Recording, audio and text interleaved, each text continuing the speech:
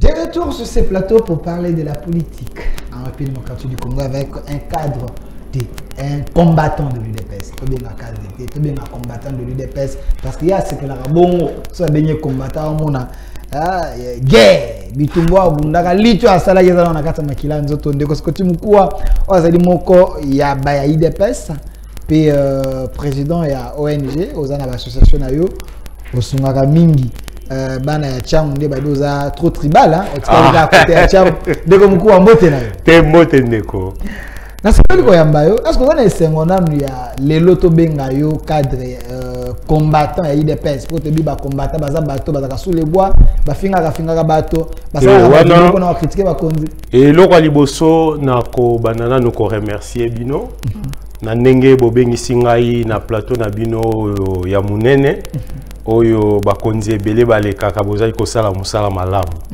ya mibale na kosenga nanu ndeko il faut au changer phrase wana lobiete ba combattant baza bato ya mobulu non non eza connexion plateau ebisinga que c'est des voyous non mon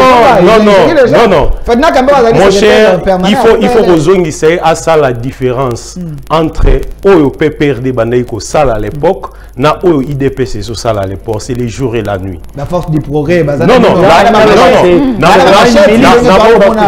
wana eza makambo oyo bato bazali kosala ba montage na ba réseaux sociaux soko ye na kati ya IDPS okomona ke parti ezali mieux structuré biso ba combattant oyo tozali batu ya mayele parce que combattant aza mututé oyo bokozwa ndenge ozali kolobake aza bato ya kofinga batu ya bitumba non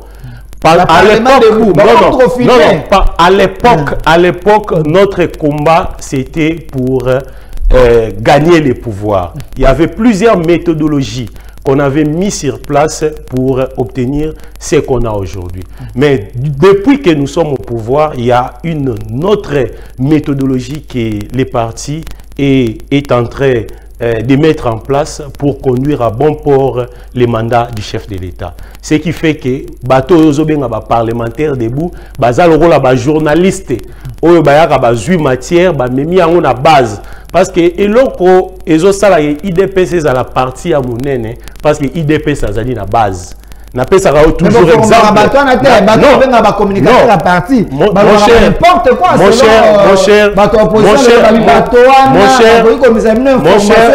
Et eloko moko na koyebi sa yo ke IDPS ezali parti ya masse.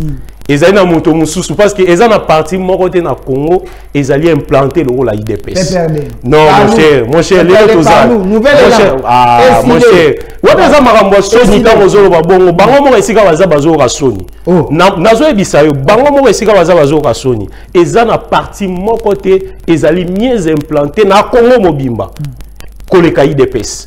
Et puis IDPS eza obiso to bengaka état d'esprit oyo yango to lobaka IDPS eza base la qui sanga base na yo base ya Félix Tshisekedi biso nyos to moni yango nenga gagné l'élection en 2018 pe nenga zai ko kende ko gagné élection na décembre à 2022 to la qui sanga nengo position le bibo a ko planifier tricherie bozu arbitre moko azui ne bandela match azui déjà balle a na camp divers wana ndeko kadima babiye pe nazali carte ya IDPS za kuna ba carte na yeko pe IDPS banda mo kala alors mwana mboka sikoti mukoko ndeko la ngai to kota na débat wana te parce que soki to koti na débat wana ezali biloko azolo ba wana ba donner nango principe benga ndeko na ngai to zali prêt na koyebi so eloko moko IDPS ezali parti très démocratique donc pour na biso to zali focus les élections. Ba oyo bazali ki préparer pour les élections yango moni bazali ko tia makelele biso tozali préparer pour na élection à biso non pas n'importe quel prix les élections que les peuples veulent que la RDC va organiser avec les financements propres de l'État congolais et avec la détermination de notre président Félix Antoine Tshisekedi. Élection au potentiels adversaires nous sont en prison. C'est comme à décembre. Tangelanga potentiel, au lobby momoko wana potentiel adversaire. Tangelanga potentiel adversaire moko. Matata ponyo. Nekonangai.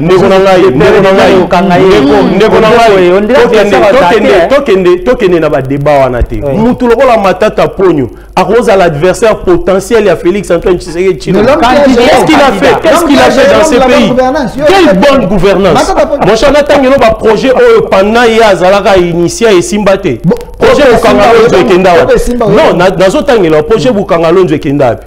Balakisa biso ba 1000 écoles. 1000 écoles esuka wapi? Batongela ngo bandako na bango. Balakisa biso makambu ya ba modernisation ba stade. Mais c'est très catastrophique. Et moi je crois que baza batu moko oyo, il faut ba remercier Mokonzi ya Mboka. En peu de temps, regardez ce qui s'est fait. Lelo oyo stade de Martyrs na lobi sérieux comme ça balobaka elongi te nde mutu elakisaka oyo mutu aza na kati bato mosusu okomona elongi ya sango mais motema na ye motema mon cher nakokota na débat wana te nakokota na badébat wana te nga naza débat sur les idées sur les projets ce qu'ils ont fait et ce que nous on a fait. Comparer, c'est le jour et la nuit. Regardez le stade de 20 mai aujourd'hui. Ce qui s'est fait aujourd'hui. Regardez les stadiums de Martyrs. Non. Pour francophonie, mais pour francophonie, ça mais n'a pas ce exemple, moko. Bango ba organisa, je crois, francophonie PKK. Ba organisa francophonie. Qu'est-ce qu'ils ont fait? Bazwa ba plastique moko ba tchela sur le stade des Martyrs. Les lois ezali wa. Ba plastique to ba maison préfabriquée. Mon cher, les lois ezali wa. Utiliser ndako ba maison préfabriquée. Oui. Dans le Biboé, quelle est la université de Kinshasa, comment on est en train de construire?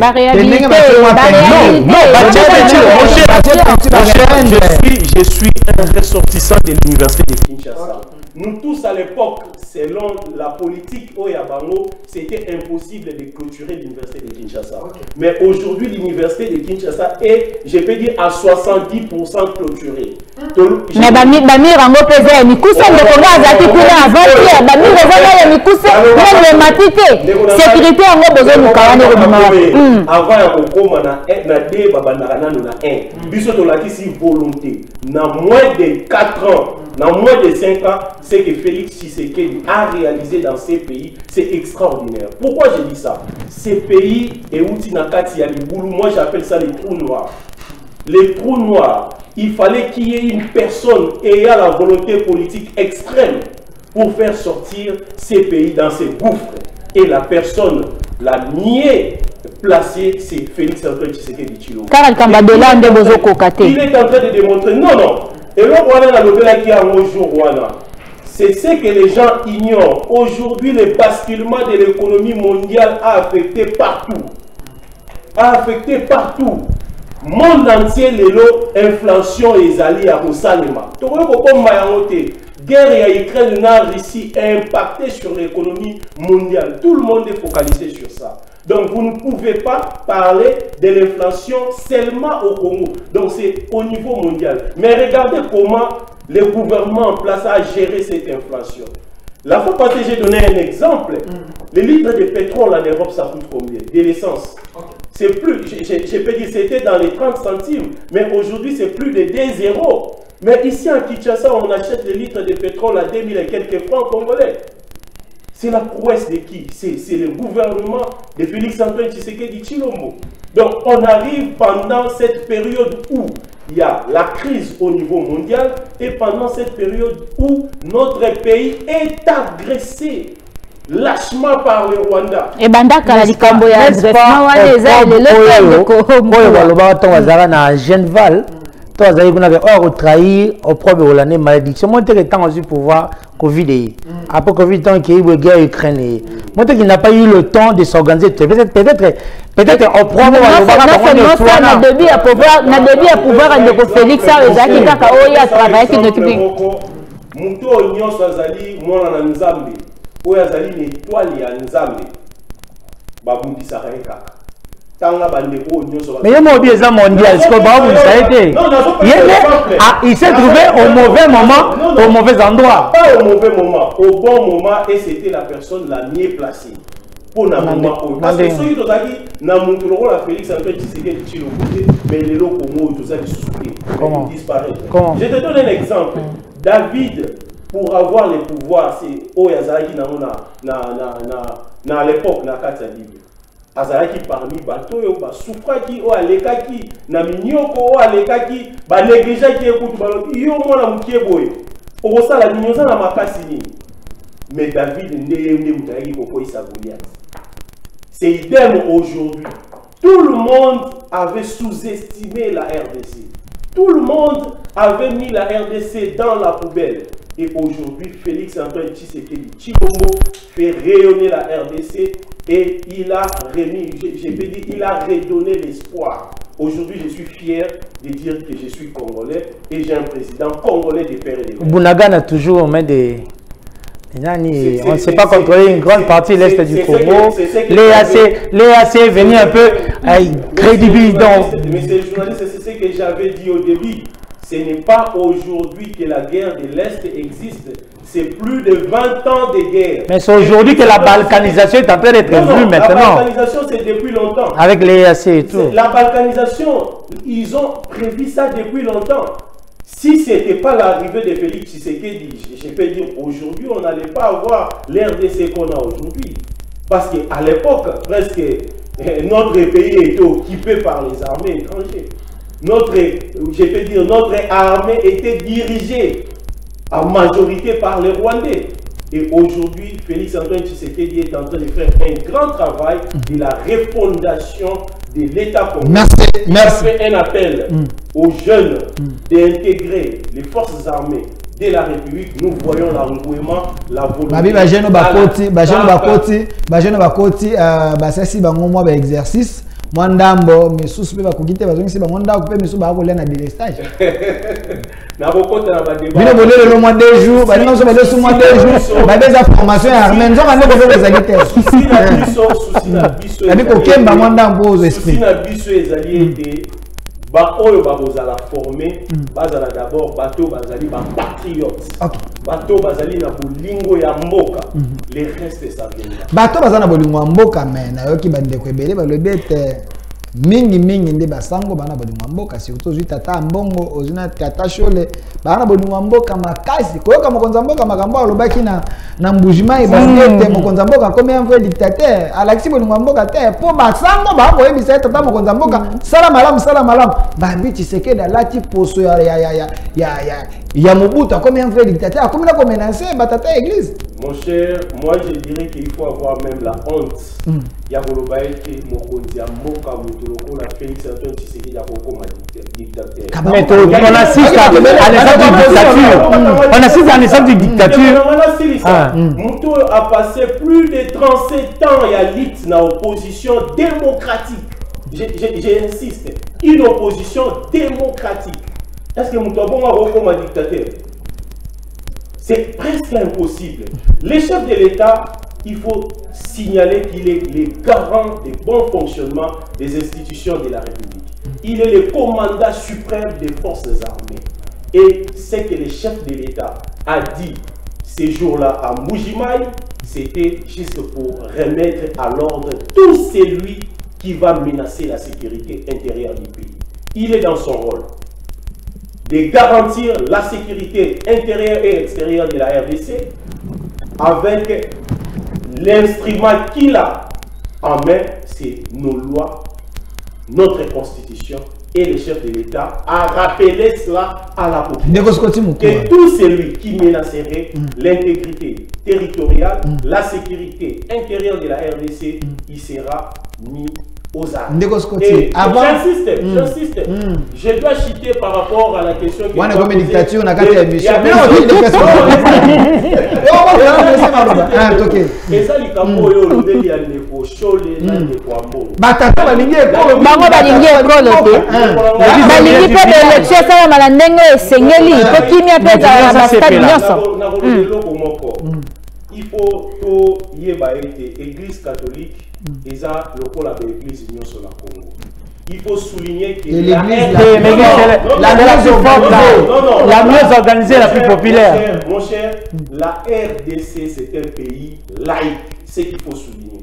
La RDC n'est pas un pays catholique, n'est pas un pays qui mbanise. Mais majoritairement catholique. Non, pas majoritairement. Aujourd'hui, si vous faites les statistiques, les catholiques sont minoritaires. Si vous faites les statistiques, au moment où pourquoi fidèle et les ballons, j'ai beaucoup de respect envers les catholiques. Mais il y a des personnes qui dirigent l'église catholique. Au lieu de se concentrer sur l'œuvre de Dieu, ils veulent maintenant faire la politique. C'est qu'on est sur l'œuvre de Dieu, mais 50-50, il sera 50-50 avec Jean-Marc Kabou. Voilà, à l'époque, ils ont sauvé l'opposition. C'est l'église qui avait sauvé l'opposition. Pourquoi dire Kabila a gagné l'opposition? Moi, je les ai insultés. Mais c'est l'église qui a réveillé cette opposition-là. Je t'ai dit que l'opposition existait depuis longtemps. Mais elle était essoufflée. À cette époque, elle était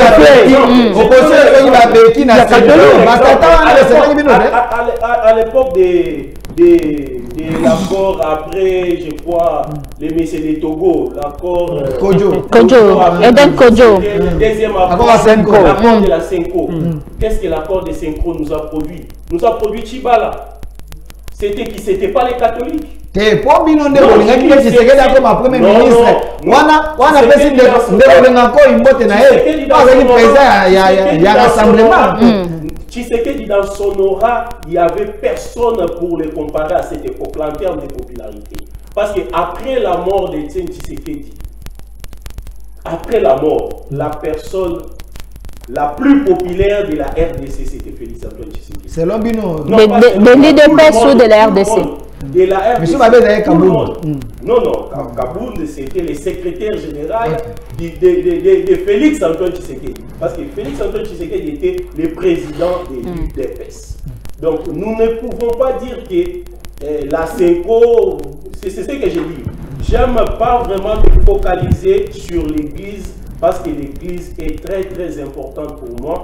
Ce sont des personnes qui sont dans l'église, qui sont en train d'oublier leur mission. C'est lui que Dieu les a envoyés et ils veulent faire la politique.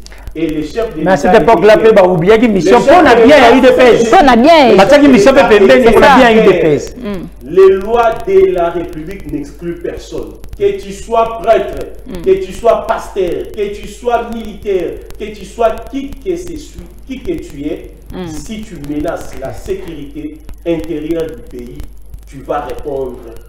C'est parce que tu as commis des élections et en gros, bande quoi, IDPS, bolingbo, bande quoi catholique, bazo lingaba, lukaba, côte sa moi insécurité dans ma cambo et tali élection. Parce que à l'époque, na 2018, c'est le même discours au thé, na 2018. Exemple est palpable. Ogoye bisanga parti moko o na Congo est mieux préparé pour la élection en décembre. J'ai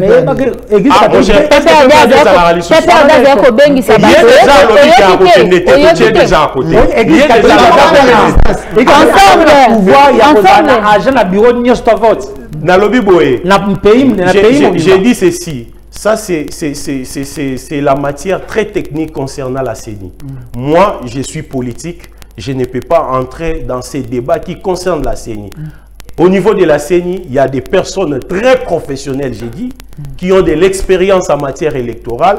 Il faut les laisser faire. Mais ils sont proches de l'IDPS. Il faut les laisser faire leur travail. Moi, je sais que ce sont des Congolais. Ce sont des Congolais intègres et ce sont des Congolais ayant la probité morale. Ça nous rappelle aussi le cas du PPRD qui défendait, qui ont toujours eu à défendre les numéros 1 de la CENI pendant l'élection de Sénégal. Nous ne sommes pas dans cette lignée-là.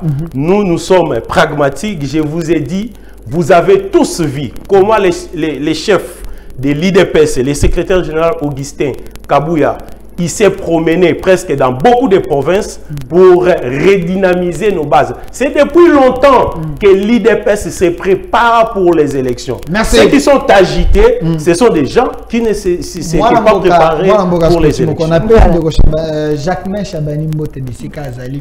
Moniteur moi ko loba mon monument ya miso ya ko kitanga mais na sale fleur tout. Pona nini? Na ba image, na ko chelo ba image.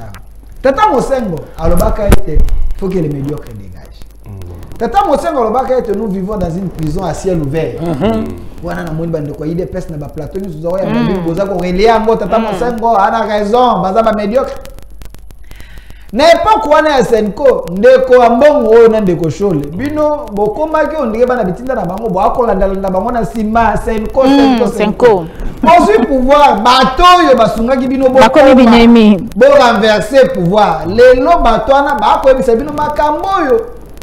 To senga ki na bino bo sala pona peuple. Yango te bo akosala bo bongisa tata mokonza ekolo ndenge na yoki ba oposa balobi akomi ko menacer bango. Je ne transigerai pas, je n'ai. Ola le bata nous, ya bije, babi ya monde la kisete. S'il vous plaît, ya monde la kisete, ye pena komi Poutine ya Congo. Na kokota na. Ndeko ngai eloko lobi c'est très capital. Na kozongela eloko moko pona ko ebisa ete il y a plus démocrate que Félix Tshisekedi. Azate na scène politique. Non, non, la démocratie n'a pas totangela yango. Tous exemple, mon cher, tous exemple. Katumbi était avec Kabila. La scène politique était comment? Aujourd'hui, tout le monde est libre. Tout le monde dit ce qu'il veut. C'est grâce à qui? Moi, je crois que nos amis de l'opposition, ils doivent faire la lecture de la politique actuelle. Aujourd'hui, nous tous, nous remarquons qu'il y a la liberté d'expression. Les opposants sont libres. Qui pouvait voir? Mon cher, qui pouvait voir?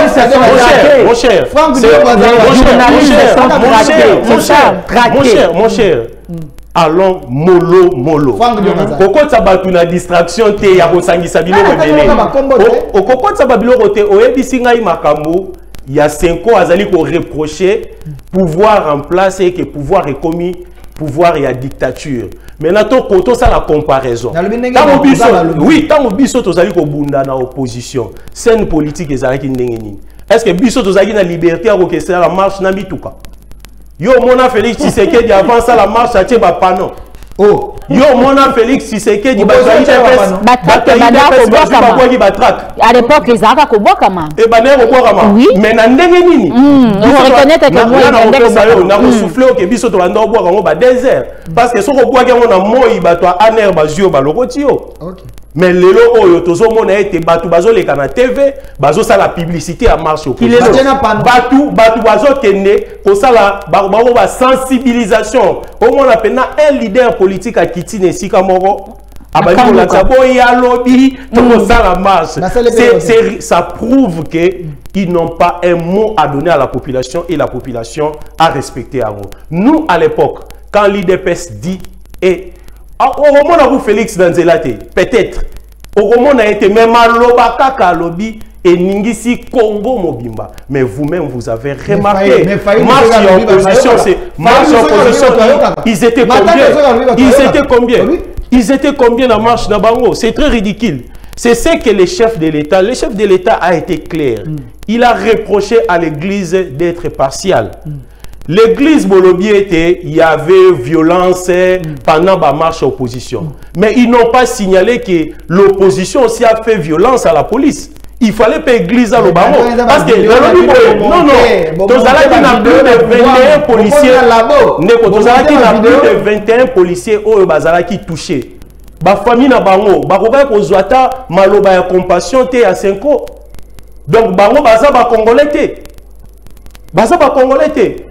Il faut tozala ceux qui tozali église ndenge mokonzi a lobby to condamner kotoyo to condamner pe kotoyo to kumisi kotoyo to kumisi kotoyo mais ya kolobela kaka mopanzi moko bakumisa kesika makambo esala malamu tango bango bazali komona makambo esimba te bako kumisa kaka te nazopesa kaka exemple moko tokende na exemple ebele te parce que o Félix asali ezali ebele na lobaki yango na ebandelia ke Congo to uti musika to uti na trou noir et le président Félix Antoine Tshisekedi n'a pas un bâton magique pour venir taper directement Congo et changer. Il fallait yokanga ina loba esenga ki abanda quelque part et puis abandi et lo roi liboso mokonzi mboka sala azongisa ba opposant mususu mboka oyo o lelo bazali ko chamunoko grâce à Félix Tshisekedi, disons la liberté. Vous avez donné un passeport congolais, maintenant vous dites que c'est étranger. Mon cher, déjà, Oyoki, une autorité de l'IDPS à lobby qui est Moutou Songolo Pakalaza étranger. Mais tant que communicateur. Non, la lobby. Par voie officielle, par voie, non, nous quitté. Donc, le col quitté, biso dans notre lobby en gros. Merci. Biso, tu allez focaliser, il y a pour faire vendre. Bah, action à Mokonzi Amboka, oh, ya sali à minene à un temps record. Et puis, pour préparer deuxième mandat. Merci. Moi, déjà prêt à moi, Namboka Scoti Moukoua, Ozali Bongo, combattant et IDPS. Avant tokota na makambo yo pozali moko ya bayachangu na changu kuna na mona bayandre kimuta na ebiso bibozo ko ba leader ba kuna baze belé mais avant tokota wana mutuna moko yelinga itango lobia te Tshisekedi da zone sai ba opposant abi Tshisekedi était un stratège abi tango zone ça qui Moïse Katumba ebe qui était Moïse Katumba dans la majorité na parlement et ça qui pour intérêt azongi ça y est pour que tant qu'on a changé majorité Katumba même moi que Moïse avait la majorité. Non, Moïse n'avait pas la majorité. Quand même une force. Tu as corrigé. Tu as corrigé. Non, pas Ensemble pour la République n'avait aucun député au niveau de l'Assemblée nationale. Je crois que c'est Ensemble pour les changements qui avait les députés. Non,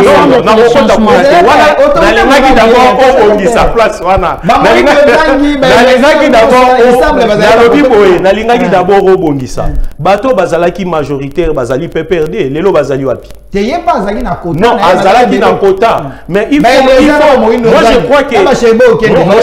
je crois que c'est quelqu'un qui doit beaucoup au président de la République. Au président?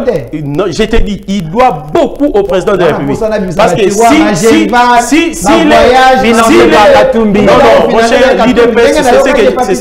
c'est ce que beaucoup de gens ignorent. L'IDPS, c'est un parti très bien organisé. On était à l'opposition, t'as la siège au Bisoto Somba. Personne ne nous avait donné l'argent. Nous avons des membres partout au monde. Nous appartenons à l'international socialiste. Donc l'IDPS n'est pas un parti mallette au Yabango. Parti organisé mais pas de congrès. Merci. Alors, Tokota. Olingina kota la débat. Olingina kota la débat parce que sont formoli yango toko ou mais la wana parce que na polisa yo clair et net. Na polisa clair et net que objectif ya IDPS lelo na minute oyo parce que quand on fait la politique, il faut voir les enjeux de l'ère. Actuellement, l'IDPS est focalisé pour donner au chef de l'État, Félix Antoine Tshisekedi, un second mandat avec la majorité. Parce que dossier na so fungoli yango na obanga na zaki na misi makutano awa alobete il y avait violation il y a mibeko à partir parce que bozaki bokoma ki na situation moko oyo mibeko et bon ça que le côté régime spécial na kokota na débat na kokota débat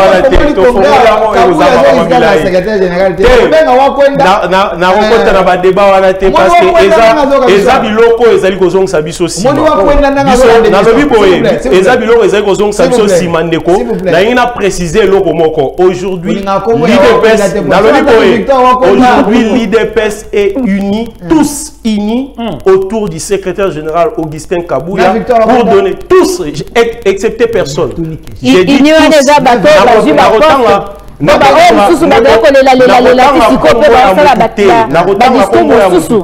aujourd'hui tous nous sommes unis derrière le secrétaire général Augustin Kabouya pour donner les chefs de l'État. Sans congrès. APJ au peuple de juge. Ceux qui n'ont pas Victor Akonda, n'a pas fils Mukoko, peut-être que ça m'a besoin de le alors, fils Mukoko peut à côté de la côté. Il y a commencé par le bim. On confirmait nous tous, nous sommes unis autour du secrétaire général Augustin Kabouya. Moi aussi, quand ils ont posté, Scotty Moukoua, vous avez dit combattant à IDPS. Mais nous avons reculé de Mawa. Pour nous, la circonscription, nous sommes là. Tchangoté. Tchangu. Est-ce que vous avez bangaté na Tchangu wana? Vous avez moins de fois parce que comme on a bateau baza na Tchangu, na baction oza ko sala sala wana bande ko balobiete, mbongo wa baction oza ko sala na, eza mbongo kabuya ko pesa yo. Neko eloko liboso na robanana ko pesa bande ko ngai nyoso ya Tchangu mbote. Papa ça image ya Tchangu. Esika bande ko ya Tchangu bazali ya ko sepela tango bamoni mwana na bango. Ce qu'il faut rappeler, Scotty Muku Akudi azali mwana oyo abotami na Tchangu, akoli na Tchangu, atangi na Tchangu, esprit na ye eza Tchangu. Vi na ye apasaka yango na Tchangu. Koloba ete kobanga biso kobanga ezalité. Na pesa que exemple moko parce que biso tozali bana o tozali ba chrétien to croyaka na Nzambe. Na pesa que exemple moko ya David. Bato nyonso bamonaki ete David azalaki mwana mukie akokaki kokweyisa Goliath te. Akokaki kobundisa ba Philistin te, mais à la fin tomonaki ete muto akweyisaki Goliath ezalaki David. Côté wana ya kobanga to kobanga te parce que biso tozali na moto oyo aleki bato nyonso na nguya. Tozali na Nzambe eloko ya liboso. Tozali na Nzambe na tangelo muto ya liboso. Yani bale tozali na bilan na biso oyo to ko présenter na peuple congolais. Parce que ce qu'il faut comprendre que la politique doit être changée, la façon de faire la politique. On était habitué à faire la politique au babeng la politique ya wenge. C'est-à-dire mutoyer à Tchemakelele, à Panzimbongo, sans projet de société et à Zuba voya batu akei. Yango biso bana Tchangu, to fandi to réfléchir, to lobiete Nzamba pesi biso ba capacité nyonso. Parce que Tchangu ezali centre de formation. So kena ba université nyonso ya Congo. Bano batanga ka ebele. Ndeko ba action oyo biso to sali ezali ebele. Moi ba câble ya bande makambo to sali ezali ebele. Makambo to sali wana ezali mbongo ya ba membre na biso oyo to cotiser pour to sala eloko. Mbongo akata nazongi sikoyo na question na yo tuna kisoki nazali kobanga. Na kobanga te pourquoi parce que biso to na ba projet de société moko oyo ebele na nubasala yango te. To mona ki Tchangu bato ebele bazali ko uta libanda bazo ya kozwa ba voix na Tchangu bazo kende. Biso bana ya Tchangu to gagner eloko moko te. To bénéficier ne eloko moko te depuis babanda koya. Mais à un temps record oyo biso to na ba projet na biso to memi d'abord projet ya bourse d'études. Bourse Maman Françoise Kilode. Bourse wana ezali nini? Ezali bourse oyo to tia moi en place pour accompagner vision ya mokonzi ya mboka sur la gratuité de l'enseignement. Oyo aider plus de 20 000 élèves, 20 millions d'élèves bazonga kelasi. Biso total ki ndenge ni to ko accompagner mokonzi ya mboka na terme ya gratuité. Tu es ko tia bourse wana pona ko otozo benga bourse d'excellence pona ko booster ba élèves bakene na excellence. Pour tout le monde qui était ban ebele bazaki découragé. Bazaki sous-souté na envie ya kotanga kelasi. Biso tolobi ete tokobanda koleka na ba école nyonso. Oyo ya Tchangu to bandi ko primer ba meilleurs élèves. Parce que tango bo primer meilleurs élèves, ba oyo pe batikali toye par exemple na premier trimestre totali ete nani abimaki meilleurs élèves. O songolo pakala nenge to primaki na collège Maman Aboboto. To primer et booster ba misusu. Oyo bazaki na négligence. Oyo bazaki na négligence babandaki kotanga bien tatali abi malgré ba papa ba refuta mbongo mais soki na tangi lisusu makasi na ko bénéficier na bourse. Ba avantage mususu eza.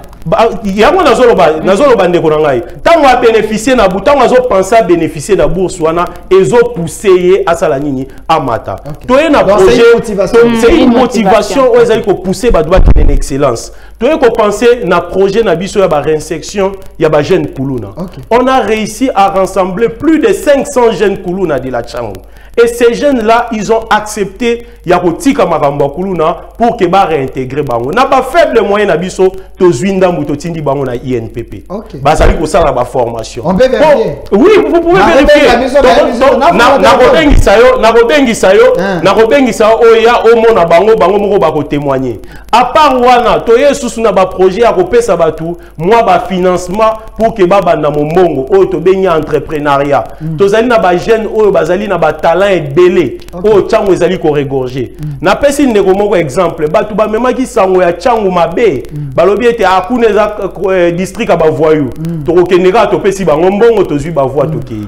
Mais biso to eko comprendre que chango ezali esika ya batu ya mayele belé. Soki totali parmi ba meilleurs joueurs ya Congo bato baza na talent. Okomona ete bana chango bazali. Ba biscotte mbala baza bana chango. Oke na musique okomona batu lokola ba Cindy Leker, okomona batu lokola ba Gez Mawete. Donc na ba domaine nyonso tozali. Lelo soki mutuka no ekufi. Ezaya ko beba olingi zonga mobimba complet, il faut ya na chango. Mais tous ces gens-là bazaki encadré. Bazaki peut-être orienté pour que baluka ndenge nini ya kokolisa entrepreneuriat na bango. Mais na biso bana ya chango lokola toyebi yango toyebi ndenge nini basalaka yango tolobi ete bandeko boya biso tokobengisa ba expert oyo bako former bino bakolakisa bino ndenge nini mombongo bandaki yango na 1 franc okoyo kokoma na 2 francs. Makambo ezali ebele toye lisusu tobakisi makambo ya baminda ba lampadaire parce que ba maman balobaki balobi ete ndeko nanga bana na ngai bosilisi bakuluna mais na molili tango muto azali kotambola moi muto akoko bima tshela biso baminda yango ozali komona to tshie baminda ba mama ba sepeli et réduire l'insécurité tout na bango question tout na bango ba question c'est que nous on fait pour nous et pour la population parce que notre objectif c'est de redonner l'espoir et laisser un héritage meilleur. Mutaza na simananga mutu ya liboso ezali nzambe. Mutu ya mibale o ya munene non naza moto ya IDPS nazali moto ya IDPS nazali na confiance ya secrétaire général nangai et puis nazali na confiance ya président de la République Félix Antoine Tshisekedi oyo azali ko laksa na monde entier que mandat na ezali. Merci mon Mboka Scotty Muku. Attends na otanga kombo akabuya na ebi na moni kombo akabuya etanga mana et pas ba jeune belé que il est derrière les jeunes aza ko soutenir bango exact moni pe ba mandataire moi belé donc il y a IDPS ba bimi ce sont des jeunes. C'est comme s'ils voulaient créer ba oyo ya yes.